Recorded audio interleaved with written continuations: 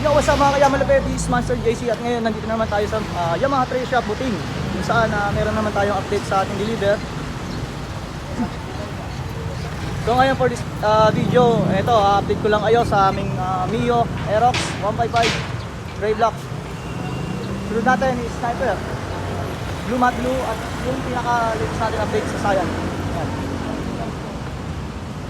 Ayan.